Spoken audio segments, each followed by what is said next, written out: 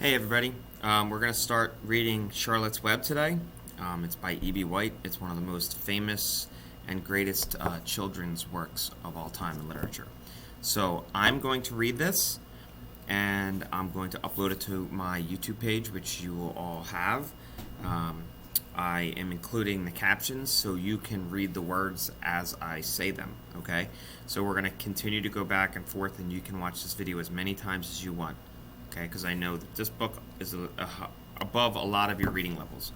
So reading above your reading level and following along with the words will help you to increase as a reader. Okay? Chapter 1, Before Breakfast. "Where's Papa going with that axe?" said Fern to her mother as they were setting the table for breakfast. "Out to the hog house," replied Mrs. Arrowbow. "Some pigs were born last night." "I don't see why he needs an axe," continued Fern, who was only 8. "Well," said her mother, "one of the pigs is a runt. It's very small and weak, and will never amount to anything. So your father has decided to do away with it." "Do away with it?" shrieked Fern.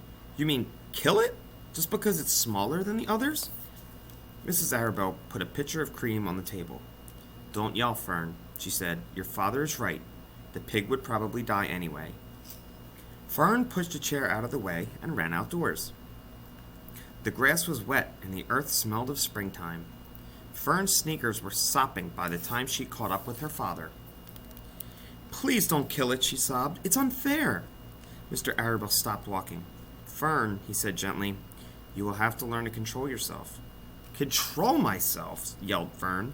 "This is a matter of life and death, and you talk about controlling myself?" Here's a picture of Fern trying to stop her father. Tears ran down her cheeks as she took hold of the axe and tried to pull it out of her father's hand. "Fern," said Mr. Arrowbow, "I know more about raising a litter of pigs than you do. A weakling makes trouble. Now run along." "But it's unfair," cried Fern. "The pig couldn't help being born small, could it? If I had been very small at birth, would you have killed me?" Mr. Arrowbow smiled. "Certainly not," he said, looking down at his daughter with love. "But this is different. A little girl is one thing. A little runty pig is another." "I see no difference," replied Fern, still hanging on to the axe. "This is the most terrible case of injustice I ever heard of." A queer look came over John Arabel's face. He seemed almost ready to cry himself.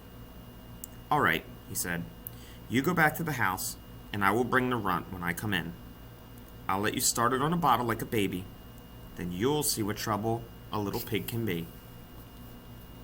When Mr. Arrowbow returned to the house half-hour later, he carried a carton under his arm. Fern was upstairs changing her sneakers. The kitchen table was set up for breakfast, and the room smelled of coffee and bacon, damp plaster, and wood smoke from the stove. "Put it on the chair," said Mrs. Arrowbow. Mr. Arrowbow set the carton down at Fern's place. Then he walked to the sink and washed his hands and dried them on the roller towel. Fern came slowly down the stairs. Her eyes were red from crying. As she approached the chair, the carton wobbled, and there was a scratching noise. Fern looked at her father, and then she lifted the lid of the carton.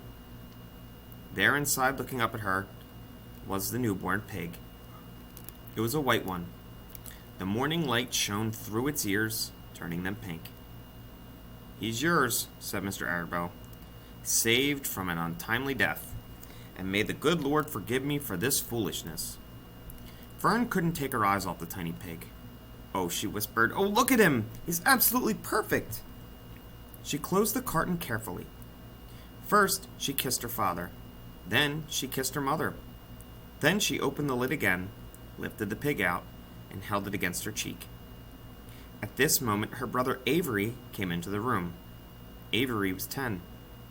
He was heavily armed, an air rifle in one hand, a wooden dagger in the other. "What's that?" he demanded. "What's Fern got?" "She's got a guest for breakfast," said Mrs. Arrowbow. "Wash your hands and face, Avery." "Let's see it," said Avery, setting his gun down. "You call that miserable thing a pig? That's a fine specimen of a pig. It's no bigger than a white rat." Here's Avery with his gun and his wooden dagger. "Wash up and eat your breakfast, Avery," said his mother. "The school bus will be along in half an hour." "Can I have a pig too, Pop?"